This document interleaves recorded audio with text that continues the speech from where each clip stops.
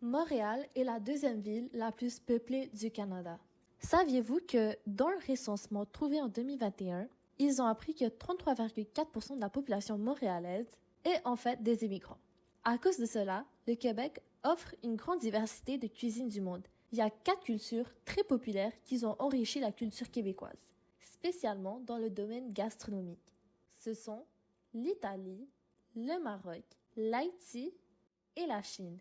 4 pays de 4 continents différents. L'Italie, une région retrouvée au cœur de l'Europe. Elle est très connue par sa gastronomie exceptionnelle, dont les plats les plus connus mondialement sont la pizza, les pâtes et le tiramisu.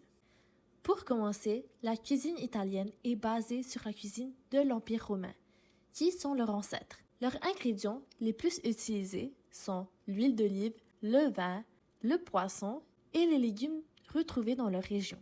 À travers le temps, à cause de leur position géographique, plusieurs ingrédients nouveaux entrent au pays et enrichissent la cuisine. Les différentes régions d'Italie ont leur propre spécialité gastronomique. Naples a la pizza à croûte fine et la salade caprese. La Sicile a l'arancini et la cannoli. Un des plats les plus populaires est la pizza margharita, une pizza très nationale qui porte les couleurs du drapeau italien, rouge, blanc et vert. Elle a été créée en 1889 pour la visite à Naples du roi Umberto Ier d'Italie et sa femme, la reine Margharita de Savoie. Le chef Raphaël Esposito, un pro de la pizza, leur avait concocté 3 nouvelles saveurs, dont une d'entre elles était la pizza margharita. La reine l'a tellement aimée qu'elle a demandé que la saveur porte son nom. Les ingrédients principaux, ce sont la pâte à pizza, la sauce tomate, le mozzarella et la basilic. Pour accompagner la pizza, la salade caprese est parfaite. Elle est originaire du sud de l'Italie et elle est simple à faire. Maintenant, on va la préparer. On aura besoin de 250 g de mozzarella di bufala, 4 tomates et un bouquet de basilic. Puis pour la sauce, il est nécessaire d'une pincée de sel, une pincée de poivre, 3 cuillères d'huile d'olive et une grande cuillère de vinaigre balsamique. Première étape, il faut bien laver les tomates et la basilic, puis les sécher. Deuxième étape, couper les tomates et le mozzarella en rondelles. Troisième étape, fonder la basilic. Quatrième étape, mélanger les ingrédients de l'assaisonnement ensemble dans une tasse. Cinquième étape, l'ajouter le tout dans le bol et le servir. Comme dessert, je vous présente la cannoli. Comme j'ai mentionné avant, il provient de la Sicile. Mais elle est quand même différente dans chaque région. Par exemple, dans la région de Palerme, elles sont plus longues et douces. Et à Modica, elles sont plus croustillantes et floconneuses. La cannoli est apparue en Italie grâce à l'arrivée des Arabes dans le pays. Ces immigrants ont apporté des ingrédients comme le ricotta et le miel, qui sont les éléments de base pour sa garniture. Deuxièmement, on va passer à l'Afrique, où se retrouve le Maroc. La cuisine traditionnelle marocaine a plusieurs ancêtres, comme les Arabes, les Berbères, les Andalouses et les Espagnols.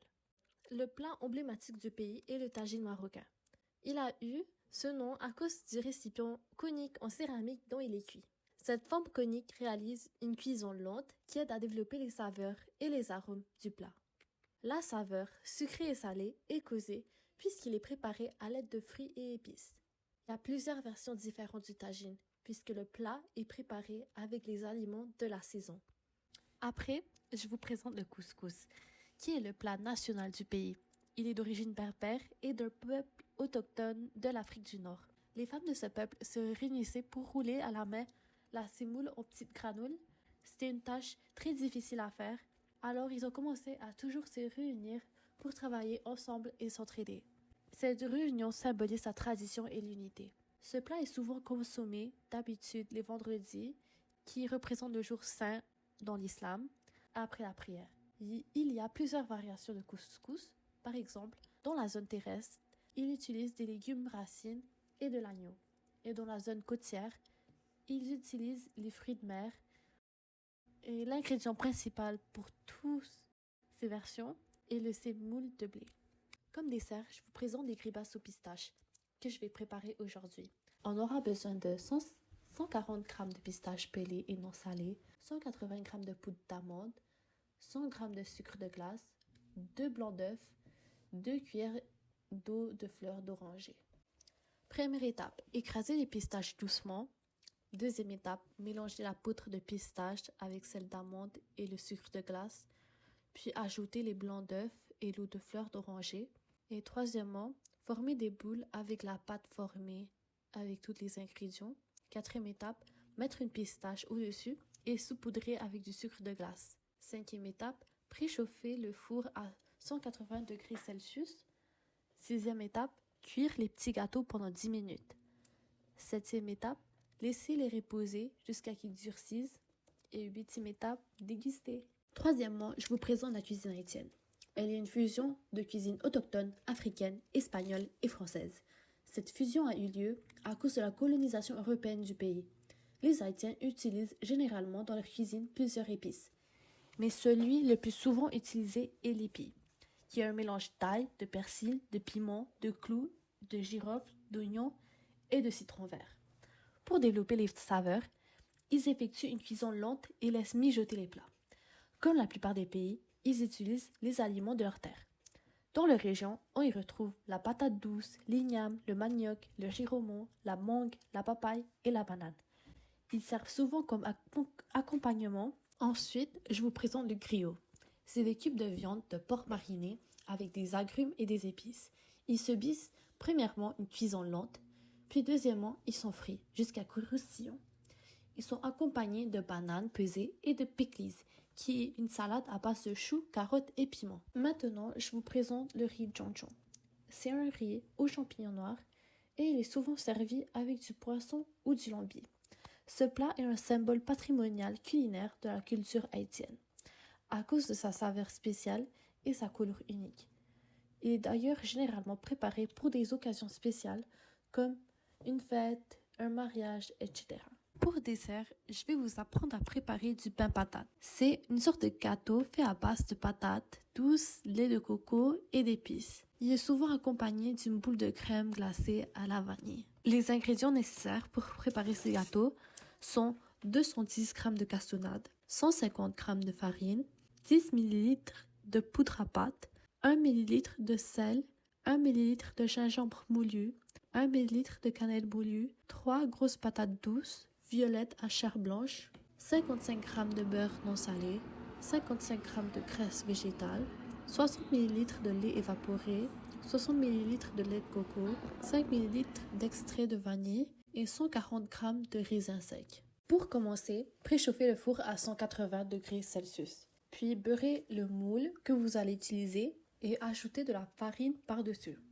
Deuxièmement, mélangez les ingrédients secs ensemble dans un bol, puis le laisser de côté.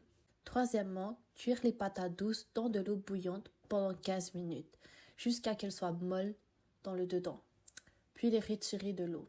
Quatrièmement, peler les 3 patates douces, puis les écraser jusqu'à qu'elles deviennent une purée, puis ajouter du beurre et de la graisse végétale. Cinquièmement, ajouter à la purée le lait évaporé, le lait de coco et la vanille. Sixièmement, ajouter le mélange des ingrédients secs, plus les raisins secs dans la purée et mélanger. Septièmement, cuire la pâte pendant 10 minutes dans une casserole en remuant à chaque 30 secondes à feu moyen.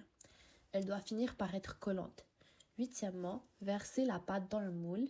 Neuvièmement, cuire au four pendant 1 heure, puis le laisser refroidir. Dixièmement, découper en morceaux et déguster. Pour notre prochaine destination, on va aller vers l'Asie, la Chine. Alors aujourd'hui, je vais vous présenter une des cuisines les plus délicieuses et les plus populaires de la Chine, la cuisine cantonaise. Elle est originaire du sud-est de la Chine, de la province Guangdong, proche du Hong Kong. La particularité de cette cuisine est qu'ils font la cuisson de la viande, des légumes, des sauces sucrées à basse température et pendant une courte période de temps. Les chefs essaient de faire ressortir la saveur naturelle des aliments, alors ils utilisent peu d'épices, de sucre, d'huile, de graisse et jamais de produits laitiers. À cause de ces particularités, les plats sont plus santé. Les épices les plus utilisées sont la ciboulette, la feuille de coriandre, l'anis, le poivre noir et les lamelles de gingembre. Les méthodes de cuisson sont le sauté et à la vapeur. Pour continuer, il y a 2 plats principaux que vous connaissez sûrement. Ce sont le dim sum et les nouilles sautées au bœuf. Le dim sum, un des plats les plus connus de la cuisine cantonaise. C'est des bouchées qui peuvent comprendre des raviolis, des brioches farcies et des rouleaux de riz. Le type de dim sum le plus populaire est les dumplings. Elles sont faites à l'aide de garnitures diverses comme du bœuf, les fruits de mer, des végétaux saisonnels et puis elles sont souvent assaisonnées à l'aide de gingembre, d'ail et d'oignons verts. Elles sont puis enveloppées d'une pâte faite d'œufs et de farine de maïs. Ils sont puis cuits par la technique de leur choix qui est à la vapeur, mijoté ou frit. La première apparition des dumplings était dans un manuscrit daté de l'année 1700 par un poète chinois nommé Xu Shi. Il mentionne que son origine est des Turcs, malgré que ça ne soit pas un plat originaire de la Chine.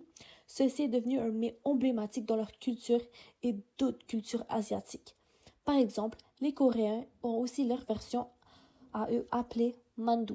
Une anecdote spéciale, pour célébrer la nouvelle année lunaire, les Chinois préparent et partagent des dumplings en famille. Dans leur culture, la forme des dumplings est similaire à celle d'un bloc d'or ou d'argent. Cela symbolise la prospérité financière et dans le nord de la Chine, ils cachent une pièce de monnaie dans le dumpling et celui qui l'obtient gagne de la chance. Le prochain plat est les nouilles sautées au bœuf. Elle est cuisinée à l'aide de la technique de cuisson appelée le wok hei. Ceci est une cuisson à température très haute. Ce mets consiste en des nouilles de riz lardes qui sont sautées avec des bouts de bœuf assaisonnés, des haricots nommés mungu et de la sauce soya. Elle a une texture moelleuse. Maintenant, comme dessert, je vous présente le tanghulu. C'est un petit dessert fait de fruits cristallisés très populaire dans les marchés de Chine. De plus, c'est très facile à faire à la maison. Le nom tang en chinois signifie sucre et hulu signifie gourde. Ses origines datent de l'année 1189 à Beijing. L'histoire a dit que la concubine préférée du empereur Guangzhong était tombée malade, puis un docteur pour l'aider lui avait concocté une bébine cristallisée de sucre pour l'aider. Elle s'est guérie après de l'avoir consommée. Maintenant, il prépare le tanghulu avec une variété de fruits. Ce dessert est aussi devenu très populaire à travers les réseaux sociaux en 2024. Maintenant, je vais vous apprendre à le préparer vous-même. On aura besoin de les fruits de votre préférence, une demi-tasse d'eau, une tasse de sucre granulé, une demi-cuillère de thé de jus de lime. Premièrement, il faut très bien laver les fruits et les sécher. Puis, tu vas les mettre dans des longs bâtonnets à bois. Dans le poêle, tu ajoutes de l'eau, le sucre et le jus de citron à feu haut ou un peu moins entre 10 à 15 minutes. Il ne faut pas mélanger pendant ce processus. La sauce va commencer à faire des bulles. Troisièmement, quand il devient un peu doré, tu enlèves le feu, puis tu trempes tes bâtonnets de fruits dans la sauce. Puis quatrièmement, tu plonges les bâtonnets de fruits dans un bol qui contient de l'eau gelée pour les cristalliser. Puis cinquièmement, laissez reposer, puis déguster. On est déjà rendu à la fin. Pour conclure, je voulais vous parler de comment la gastronomie et la vie à Montréal ont évolué avec l'arrivée des immigrants. Ce grand nombre d'immigrations a apporté la diversification des espaces sociaux alimentaires à Montréal. Il y a eu l'ouverture de nombreux restaurants, d'épiceries et de cafés qui vendent des produits qui se retrouvent dans d'autres pays. Quand tu te balades en ville, tu peux remarquer plusieurs restaurants d'origines diverses, comme italiens, indiennes, japonaises, etc. Grâce à cette diversification, plusieurs familles québécoises adoptent eux aussi les nouvelles recettes, les plats, les épices et les ingrédients. Par exemple, dans une recherche, ils ont trouvé que des Montréalais commencent à acheter plus de tortillas pour préparer eux-mêmes des enchiladas ou pour faire un petit sandwich. Une spécialiste, Laurie Turgeon, une professeure de technologie et d'histoire à l'Université de Laval, dit que la cuisine canadienne est un mélange de plusieurs cultures qu'ils ont intégrées et altérées. Je veux aussi ajouter qu'il y a eu la création de plusieurs petits quartiers culturels à Montréal avec l'arrivée des immigrants, comme le quartier chinois et la petite Italie. Bon, j'espère que vous avez aimé la vidéo.